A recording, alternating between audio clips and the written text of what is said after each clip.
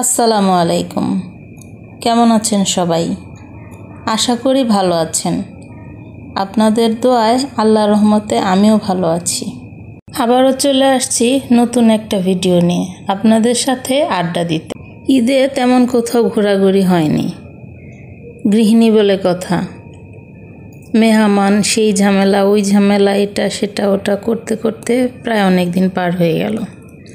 এখন ভাবলাম কোথাও থেকে ঘুরে আসি। তো কোথায় যাব?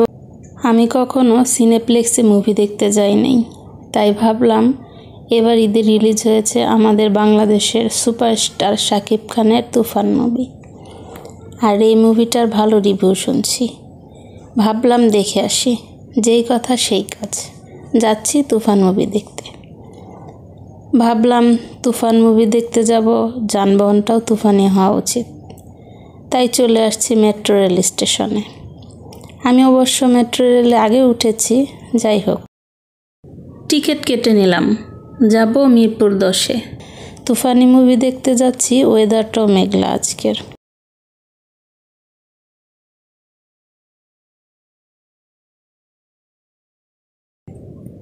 উঠে গেলাম মেট্রো রেলে। ঝড়ের বেগে ছুটছে আমাদের নিয়ে metro rail.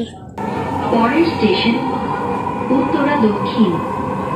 This train is bound for Motijheel. Next station is Pallavi. পরের স্টেশন উত্তরা দক্ষিণ। This train is bound for Motijheel. Next station is Pallavi.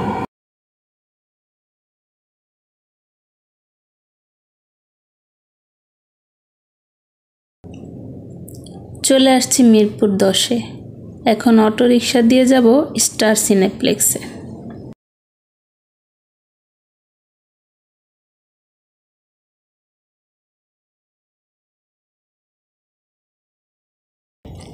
চলে আসছি সিনেপ্লেক্সে। টিকিট অবশ্য অনলাইনে কাটা হয়েছিল, এখন শুধু কালেক্ট করলাম। টিকিট কালেক্ট করে ঢুকে গেলাম সেই কাঙ্ক্ষিত সিনেপ্লেক্সের ভিতর। এখন দেখব তুফান মুভি। প্রথমেই শুরু হয়ে গেল বাংলাদেশের জাতীয় সম্মান জানানোর জন্য আমরা সবাই দাঁড়িয়ে গেলাম,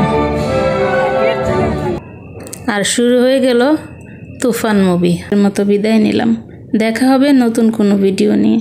আল্লাহ হাফেজ।